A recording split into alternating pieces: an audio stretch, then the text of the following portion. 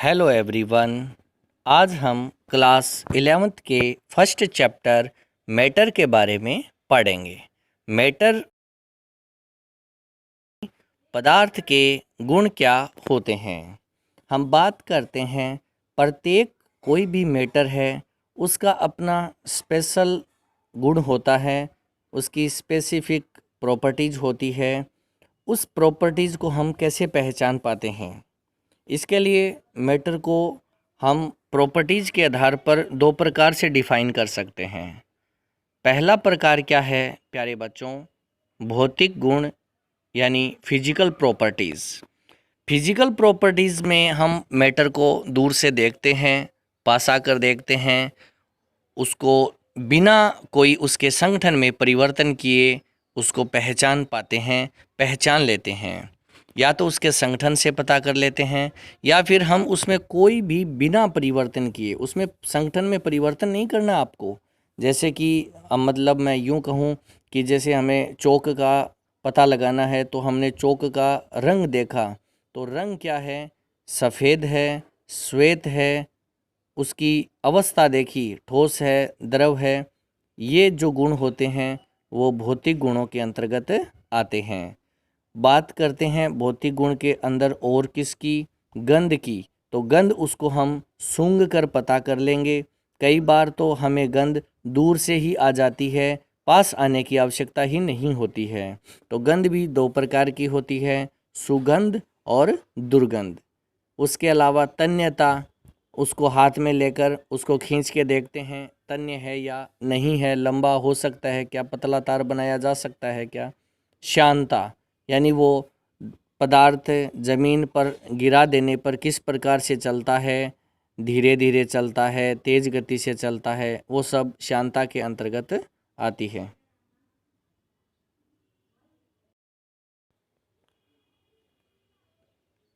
उसके बाद घनत्व। घनत्व मतलब डेंसिटी। डेंसिटी भी हम पदार्थ की बिना कोई संगठन में परिवर्तन किए पता लगा सकते हैं। डेंसिटी कैसे निकाली जाती है प्यारे बच्चों? द्रव्यमान अपॉन आयतन होता है, यानी D बराबर m अपॉन V।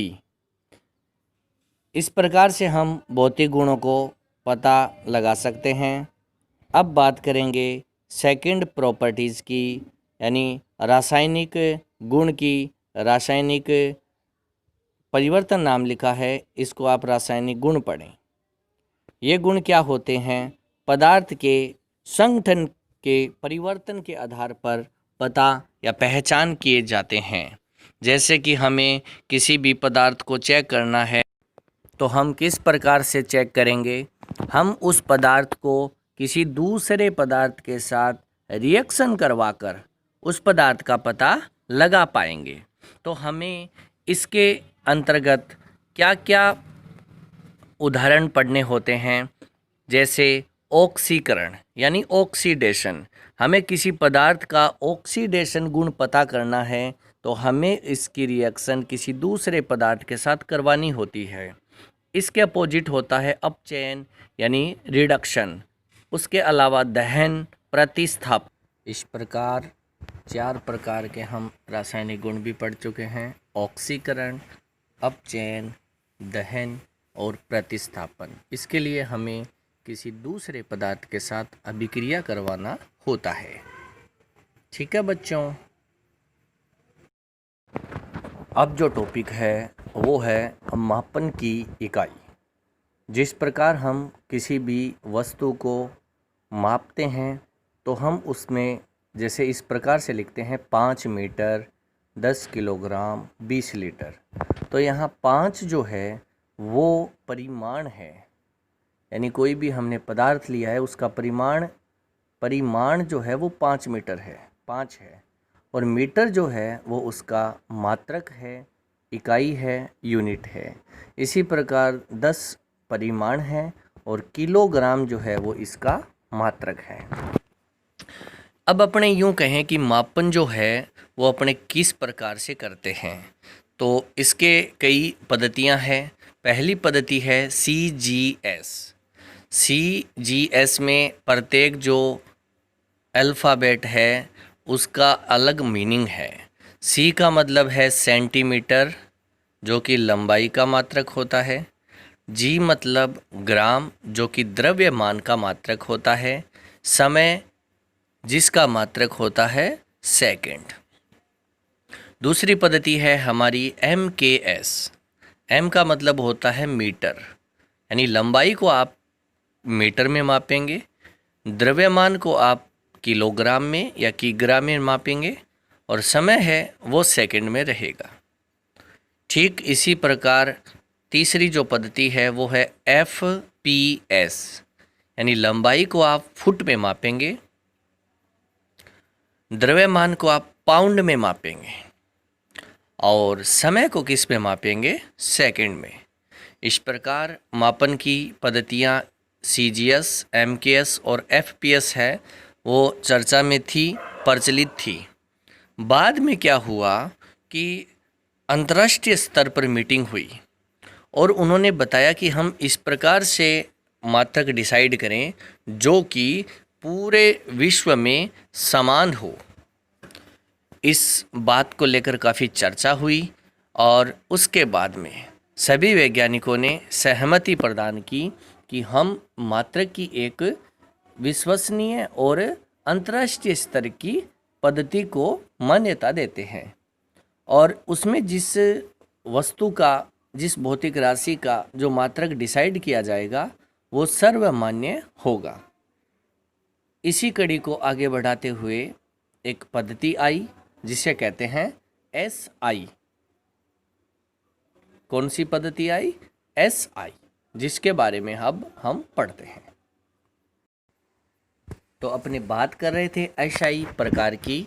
S का मतलब होता है सिस्टम, यानी पद्धति, और इंटरनेशनल का मतलब होता है अंतर्राष्ट्रीय। तो अंतर्राष्ट्रीय पद्धति यानी SI पद्धति जो है उसके अंदर भौतिक राशियों में 7 को मूल राशियां मानी गई है, और बाकी जो भी राशियां अपने तैयार करेंगे उसे व्युत्पन्न या डेरिवेटिव राशि कहेंगे। तो इसके अंदर हम सामने देख रहे हैं भौतिक राशियां जो हैं वो किस प्रकार से 7 हैं, प्रतीक उनका क्या है और मात्रक उनका क्या है। सबसे पहले बात करते हैं हम पहली भौतिक राशि का, जिसका नाम है द्रव्यमान। इंग्लिश में क्या कहते हैं? मास। प्रतीक क्या होगा? M। मात्रक क्या होगा इसका? किलोग्राम, यानी kg। कैसे लिखेंगे? K और G से। तो ये पहली अपनी भौतिक राशि थी जिसका मात्रक था किलोग्राम। सेकंड जो अपनी भौतिक राशि है वो है लंबाई, लेंथ, जिसको हम प्रतीक देंगे L, और मात्रक होगा इसका मीटर, स्मॉल m, यानी लंबाई को किस में मापेंगे? मीटर में। उसके बाद में है समय यानी टाइम, प्रतीक होगा T, और सेकंड में लिया जाएगा मात्रक सेकंड S। 4 नंबर जो है भौतिक राशि ताप यानी टेम्परेचर, जिसका प्रतीक होगा T, और मात्रक क्या होगा? केल्विन, K से। वैसे ताप का मात्रक जो होता है वो सेंटीग्रेड होता है, लेकिन SI मात्रक की बात करें तो केल्विन होता है। 5 नंबर बात करते हैं हम विद्युत धारा, जो शॉर्ट में लिखा हुआ है अंग्रेजी में, वो है इलेक्ट्रिक करंट, जिसकी आप स्पेलिंग है वो इस प्रकार साइड में देख सकते हैं। इलेक्ट्रिक करंट, इसको लिखते हैं अपने I से, और इस इलेक्ट्रिकल करंट का जो मात्रक होता है वो होता है एम्पियर, यानी A।